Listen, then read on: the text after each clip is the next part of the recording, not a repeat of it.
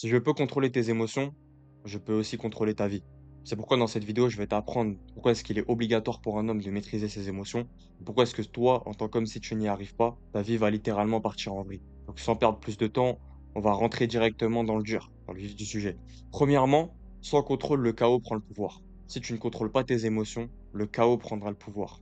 Tes émotions, faut savoir exactement ce que c'est. Pour moi, il faut d'abord commencer par comprendre c'est quoi. C'est quoi en fait? Pourquoi est-ce que nous on a des émotions et nos émotions et nos pulsions, d'où est-ce que ça vient? C'est très simple. Tout ça, ça vient de ton inconscient. Il faut savoir une chose, c'est que ton inconscient est capable de traiter plusieurs millions de bits d'informations par seconde, là où ton conscient est capable d'en traiter à peine 40 à 60, si je dis pas de bêtises. Mais qu'est-ce qu'on en retient de tout ça? C'est qu'en fait, ton inconscient est beaucoup plus puissant que ton conscient. Sauf qu'en fait, la différence entre ton conscient et ton inconscient, c'est que ton conscient possède le recul. Ton conscient a une vision d'ensemble sur le passé, le présent et le futur. Et ça, c'est ce qu'il faut que tu te mettes dans le crâne. C'est qu'en fait, ton conscient a une vision d'ensemble sur ces trois-là.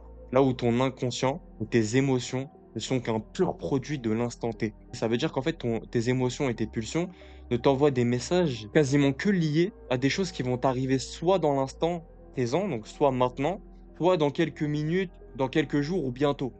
Mais dans tous les cas, ça ne t'envoie que des signaux de ce qui peut t'arriver maintenant. Et quand tu comprends cela, c'est là que tu comprends qu'en fait, les émotions ne sont qu'un chaos. Un chaos utile, certes, il ne faut pas non plus complètement les renier, parce que tu pourras pas, dans tous les cas, ça fait partie de toi en tant qu'être humain, en tant qu'être vivant. Malheureusement, tu n'es pas une créature surnaturelle qui peut complètement gommer ses émotions, malheureusement. Ou heureusement même, parce que tes émotions, comme je l'ai dit, sont un chaos doté d'une puissance phénoménale.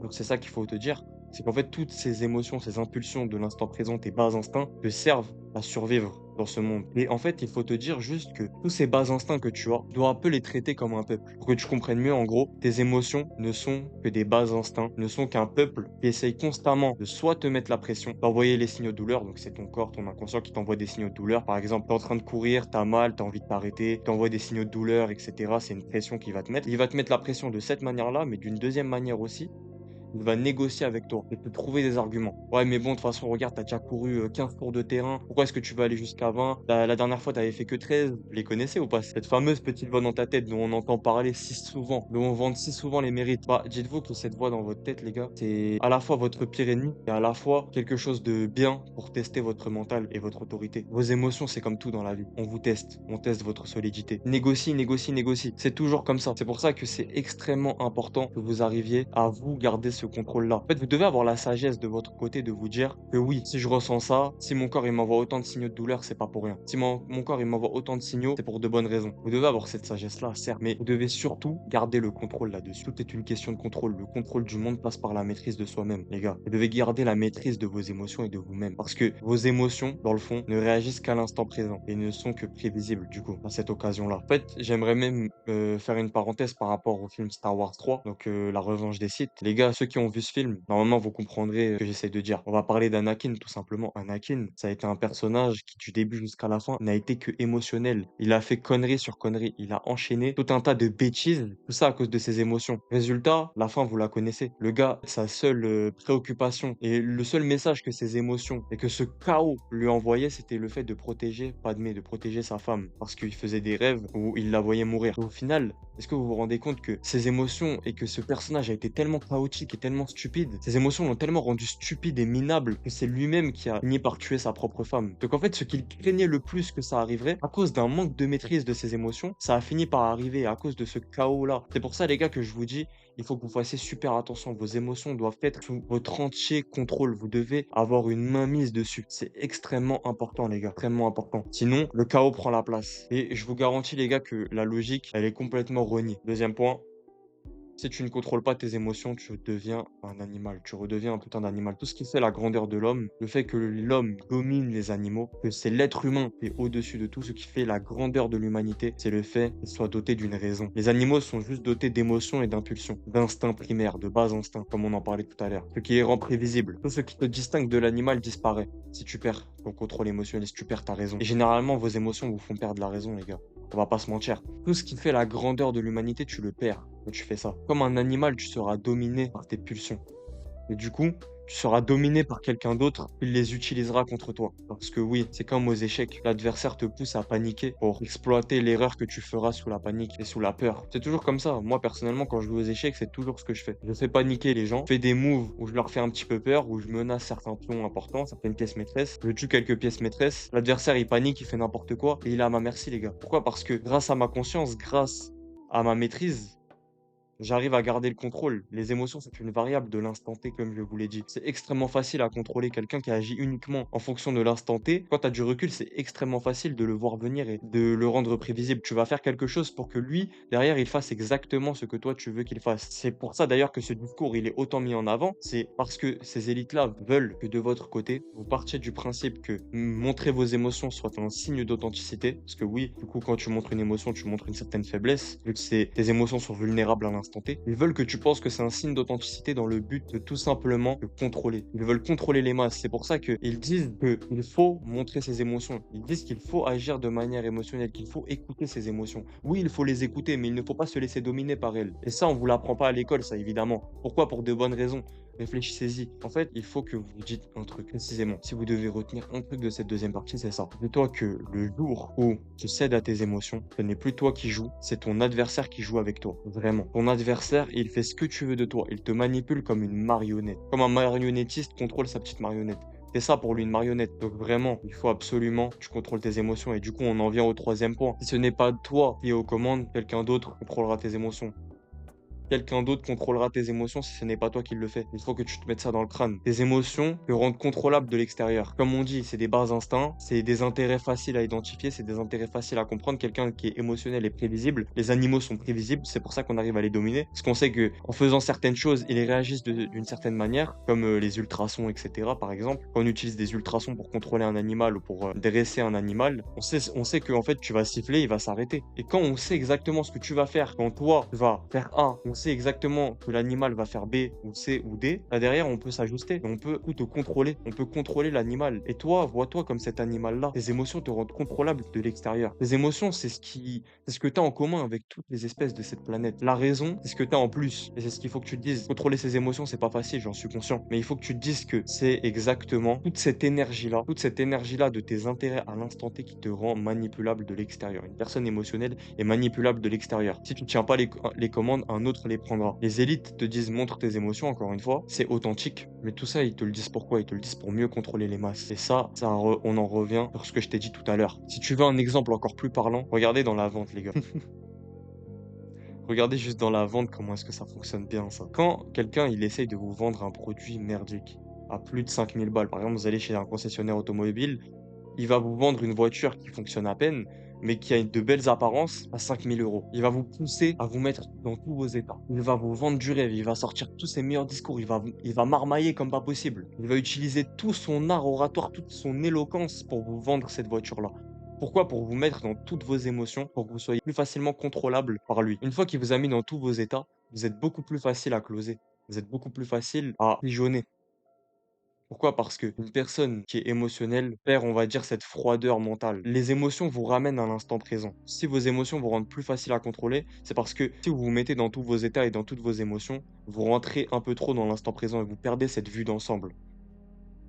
Notez ça, la raison, c'est la vue d'ensemble, la conscience, c'est la vue d'ensemble, les messages de l'inconscient, les émotions, tout ça, c'est la vue de l'instant T, de l'instant présent. Donc en fait, vous perdez du recul au moment où il est en train de vous vendre cette chose-là. S'il vous met dans tous vos états, vous perdez du recul sur l'avenir et le passé. En fait, vous oubliez presque le concept de passé et d'avenir et vous laissez dominer uniquement par l'instant T, par l'instant présent. Et c'est comme ça qu'il arrive à vous jouer. Il arrive à vous vendre des choses que vous aurez jamais vendues en temps normal, tout simplement. Si vous voulez un vrai exemple des émotions et des dégâts que peuvent causer le manque de maîtrise de ces émotions, on peut prendre l'exemple encore une fois de Star Wars 3, tout simplement. Parce que si on regarde bien, c'est à cause d'un seul maillon faible, qui est Anakin, que Palpatine a réussi à le contrôler, à obtenir de lui exactement tout ce qu'il voulait, au mépris des intérêts d'Anakin, parce que lui, il pensait uniquement dans l'instant présent. Palpatine a réussi à obtenir tout ce qu'il voulait de lui, juste en sachant bien maîtriser les émotions d'Anakin, parce qu'Anakin était incapable de maîtriser ses émotions. Et Palpatine, lui, il ne s'est pas gêné. Il a directement maîtrisé les émotions d'Anakin à sa place. Et il a appris à le contrôler, il l'a manipulé comme une marionnette. Et grâce Anakin, ou à cause d'Anakin, du coup, si on se met du camp de l'ordre Jedi, tout un ordre a été anéanti. Il a réussi à faire tomber de l'intérieur tout l'ordre Jedi, rien qu'en utilisant un maillon faible qui était Anakin. Donc moi, ma question c'est, est-ce que tu veux être, toi, ce maillon faible pour ton entourage? Et je pense sincèrement que la scène qui représente le mieux le manque de self-control qu'avait Anakin face à ses émotions, et le contrôle, l'emprise que Palpatine avait sur Anakin, les gars, c'est cette scène-là.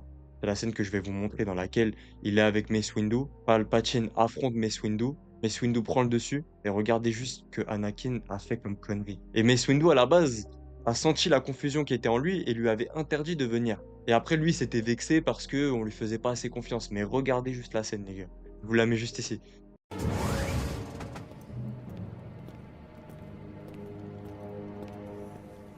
Maître Windu, dois-je comprendre que le général Grievous a perdu? À vrai dire, vous arrivez plus tôt que je ne le pensais.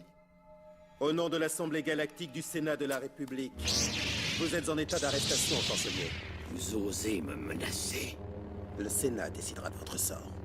C'est moi le Sénat. Pas encore.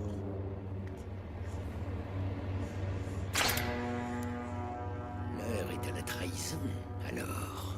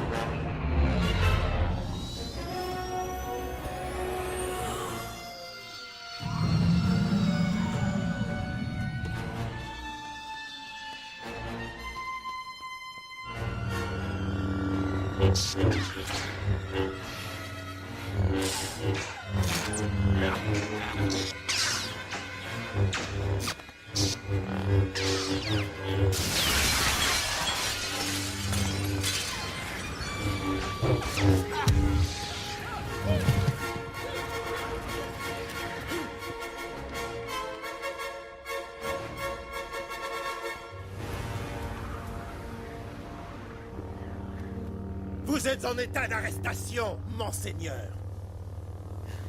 Anakin, je t'avais dit qu'ils iraient jusque-là. J'avais raison. Les Jedi prennent le pouvoir. L'oppression des Sith est définitivement révolue. Vous avez perdu. Non! Non! Non!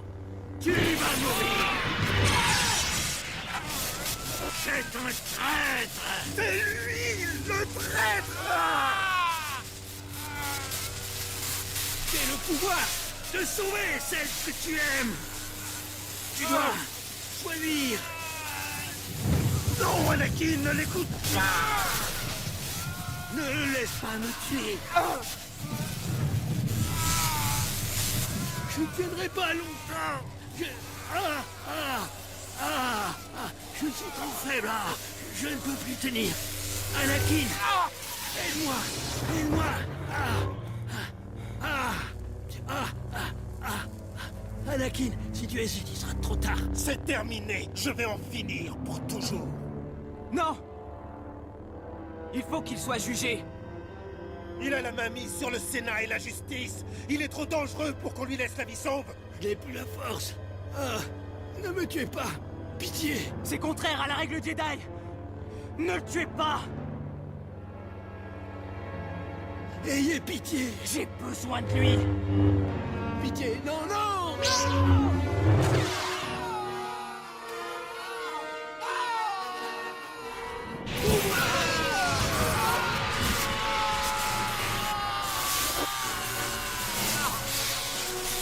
Aucune limite à mon...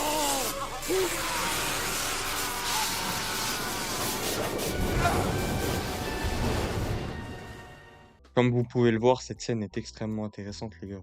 Parce que cette scène, elle illustre exactement ce que une personne qui est maligne, qui est fourbe, et qui a les bons codes surtout, peut faire avec vos hésitations, vos doutes et vos émotions. Et je pense qu'il y a un moment, il y a pas mal de moments où que j'ai trouvé particulièrement intéressant, le fait qu'il joue sur ses émotions, etc. Il y a plusieurs phrases de Palpatine que j'ai trouvées très intéressantes, mais aussi d'Anakin. Palpatine, ce qui est intéressant, c'est qu'il dit bel et bien, il le ramène encore une fois à l'instant présent, donc on en revient sur ce que j'ai dit, en lui disant, si tu hésites, il sera trop tard. Il est en train de réfléchir, est-ce que c'est vraiment la bonne chose à faire? Est-ce que c'est vraiment la bonne décision? Il réfléchit, réfléchit, réfléchit. Et Palpatine, il lui dit, si tu hésites trop longtemps, ça sera trop tard. Il le ramène encore plus à l'instant présent. C'est vraiment pour que vous voyez à quel point son jeu de manipulation est extrêmement bien rodé. Il parle de sa femme, etc., que si il le laisse le tuer, ça sera terminé. Mais je pense que vraiment le moment le plus intéressant et qui représente très souvent ce que vous faites dans vos vies de manière générale, c'est le moment où Palpatine, enfin, du coup Anakin, lui dit à Mace Windu au moment où il est prêt à l'achever, alors qu'on est sur un cas exceptionnel, il a la main mise sur le Sénat et la justice, donc il est trop dangereux pour qu'on lui laisse la vie sauve. Il lui dit, c'est contraire à l'ordre Jedi. Il lui dit, c'est ça en fait, il veut, en fait, ses émotions, son être veut qu'il soit sauvé, et du coup, sa petite voix dans sa tête négocie. Vous voyez le truc de la petite voix dans sa tête qui négocie? C'est exactement ce qui s'est passé et Palpatine en a profité. C'est contraire à l'ordre Jedi. Il faut qu'il soit jugé avant d'être tué, alors que c'est Palpatine et qu'il est extrêmement dangereux et qu'on pouvait pas. Il fallait considérer une circonstance exceptionnelle, mais on pouvait pas. Et pourtant, les gars, il a quand même pris cette décision-là. Donc, c'est généralement ce que votre inconscient va faire pour négocier avec vous. Une petite toile de petits soupçons d'émotion, on vous ramène à l'instant présent, puis ensuite, on va un petit peu vous balader avec des pseudo-arguments rationnels, mais qui vont dans votre sens. C'est toujours comme ça. C'est comme quand vous vous dites: «Oui, mais moi j'ai besoin de repos, j'ai été déjà, 4 fois à la salle, cette semaine, je vais pas y aller une cinquième fois parce que sinon après mon corps il va pas récupérer, il va pas se reposer». C'est exactement la même chose. En fait, vous rationalisez, vous utilisez votre intelligence au service de la médiocrité et de vos émotions pour soulager cette pression interne que vous avez. C'est exactement ce que Anakin il a fait. Et au final, il l'a regretté de toute son âme, il a fait une énorme connerie, comme vous pouvez le voir. Et surtout, la chose la plus importante et la question, on va dire, que tu devrais absolument te poser, c'est si tes adversaires et si moi, par exemple, j'avais l'opportunité de te contrôler en utilisant tes propres émotions. Parce que si tu es émotionnel, crois-moi que je vais te contrôler. Crois-moi que j'en suis capable, moi. Crois-moi que les gens qui sont un peu plus élevés, qui ont l'esprit un peu plus élevé, qui sont plus malins que vous, qui ont une meilleure maîtrise d'eux-mêmes, arriveront à vous contrôler, à obtenir exactement ce qu'ils veulent de toi. Ils arriveront à te contrôler pour obtenir exactement ce qu'ils veulent de toi parce qu'ils ont une meilleure maîtrise d'eux-mêmes et étant donné qu'ils peuvent se maîtriser eux-mêmes, ils ont la capacité aussi d'apprendre à te maîtriser toi, tout simplement. Donc, si une personne, donc moi, on va prendre mon cas à moi, mon exemple à moi. Si moi, je suis en capacité de te contrôler, est-ce que tu penses sincèrement, est-ce que tu es vraiment assez bête pour penser que je vais te contrôler, que tu sois meilleur que moi? Sincèrement. Je vais pas te contrôler pour que tu sois meilleur que moi, je vais pas te contrôler pour servir tes intérêts à toi. On agit tous par intérêt. Moi, je vais te contrôler pour servir mes intérêts, à moi, mes intérêts. Tu comprends ça ou pas? C'est pour ça que si tu te contrôles pas, tes adversaires utiliseront tes propres émotions contre toi et ils vont te rendre minable.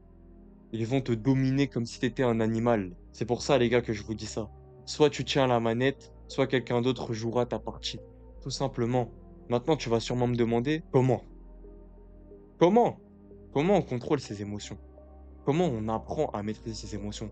Je te répondrai que c'est tout un travail, mais qu'il faut avoir les bonnes informations, qu'il faut avoir les bons codes, les bons tips. Et pour ça, mec, tout ce que j'aimerais te dire, c'est reste branché. Ça arrive la semaine prochaine. La semaine prochaine, je te sors une vidéo où je t'apprends en détail à maîtriser tes émotions. Je te donne tous les tips. Je vais tout te donner. Je vais te donner tout ce que je sais par rapport à ça. Ça se passe la semaine prochaine, mec. Donc reste branché. Sur ce, je me casse d'ici, les gars. En tout cas, j'espère que ça vous a plu. J'espère que j'ai su vous apporter de la valeur. Et dans tous les cas, les gars, je me casse d'ici. Ciao.